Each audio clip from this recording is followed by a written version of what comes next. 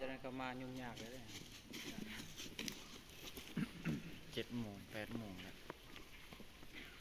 นั่งสิถ่ายอลังการได้เนี่ยโคตรอลังการกล่องเนาะเอากลับ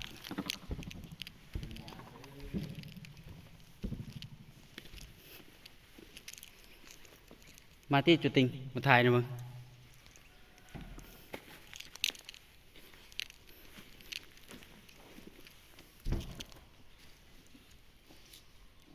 การได้เนี่ย